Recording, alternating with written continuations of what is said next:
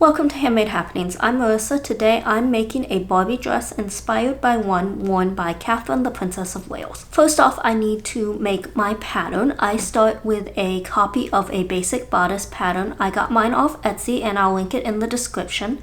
I'm using the one that's sized for the original Barbie body. And the front bodice piece is the whole pattern, like the whole bodice. It's not cut on the fold, which makes sense because this is meant for pattern drafting. However, I don't need the whole piece, so I started by cutting it in half. I want a gathered neckline, which means I need to add fullness there. And I'm doing this using the directions from the book, So Many Dresses, So Little Time. So I start by drawing lines from the neckline down to the waist, and as I did this, I'm making sure not to intersect with the darts. And I actually had to draw the lines a couple of times before I really got it right. Next, I cut along those lines, starting at the neck and working my way down to the waist, getting as close as possible to the edge while still keeping the pieces attached by a small hinge. Now I place the pattern on a scrap of paper and spread the sections out. I tried not to spread them out too far because I don't want to add too much fullness to the neckline. I want the new one to be about double the size of the original. And once I was happy with how it looked, I went ahead and taped it down. Then I smoothed out the edge of the neckline using a pen because I was drawing over tape. Otherwise, a pencil would have been preferred because it's more precise. Then I cut the pattern out. This will be cut out on the fold, and one of the benefits of that and working with just half of the bodice is that I didn't have to try and make the two halves of the neckline symmetrical like I would have if I'd worked with the whole thing. I'm just going to use the back pattern piece the way it is because I had no plans to add any gathers to that neckline. Now I need a facing. This is to finish the raw edge of the neckline as well as to give something to gather the front piece to. So I took the other half of the front bodice pattern piece and measured 1/2 inch from the stitch line and marked that at various points around the pattern. And this created a curve which I could cut along.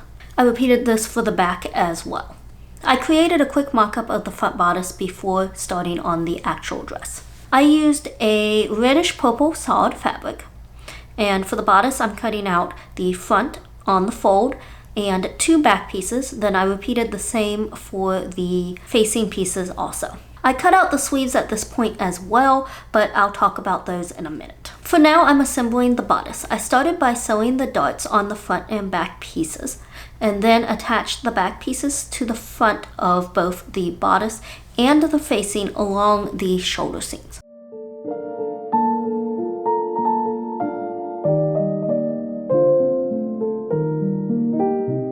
I ran a gathering stitch along the neckline, then pinned the facing to the bodice at the shoulder seams with the right sides together. Then used that thread to gather the bodice neckline to the size of the front facing. Evened out the gathers and sewed those 2 pieces together. I moved the facing out of the way so I could see how the gathers were laying before clipping along that curve and flipping the facing to the back, then went back and whip stitched it in place.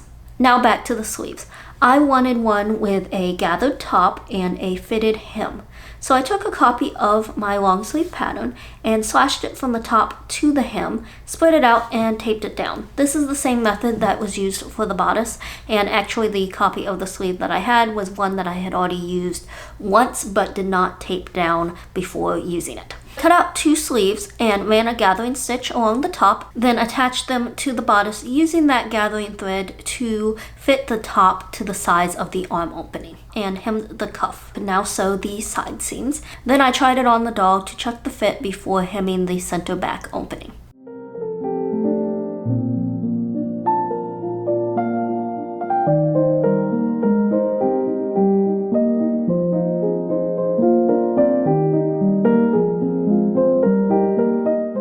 On to the skirt. The inspiration dress had a pleated skirt, and I decided to do the same. To get the width of the skirt panel, I measured the waist of the bodice and then multiplied it by 3 and added some extra for seam allowance. And the length was about 4.5 inches, which turned out to be a really good length, and I need to remember that for future projects. I hemmed the bottom of the skirt as well as the top of one side seam, but left the other one undone for the moment. Now I'm debating between 2 styles of pleats. One is knife pleats, which is where the pleats keep going in the same direction. The second is inverted box pleats, where you have two pleats going in opposite directions but settled next to each other in a way that creates an upside down V. These tend to be what I prefer, and this was no exception. So I folded the pleats and used pins to hold them until I could come back and press them in place. Then I folded under and trimmed down the excess on that unfinished side seam. And this is basically the reason I left that seam unfinished, was because it gives me the flexibility to be able to adjust as needed when working with pleats.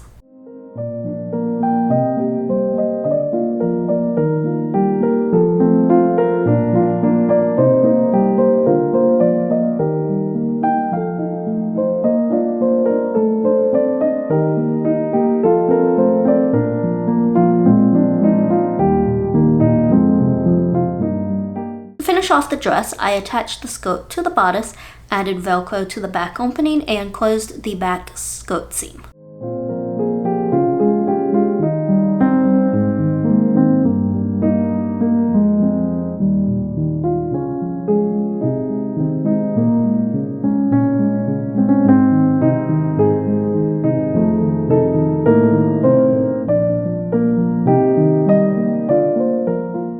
I wanted to add a clutch to this look, so I cut a strip of fabric, turned over and pressed the sides in place, then folded one end up to the desired height. I'm using the doll's hand to guide this.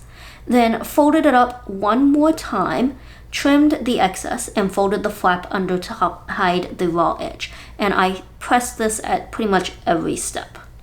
I then sewed on a gold bead.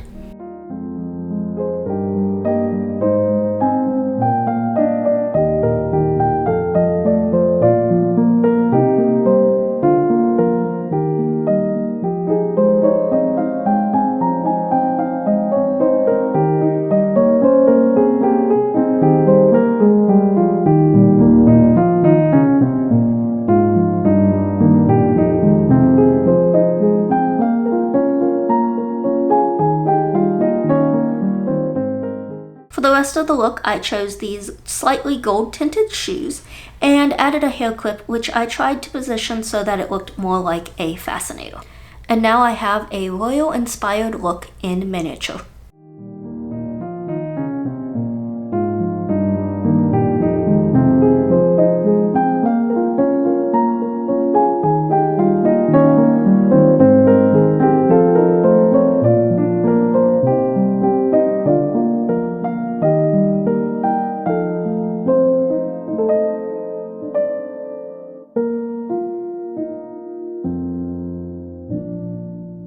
Thanks for watching, and I hope you'll join me next time for another handmade happening.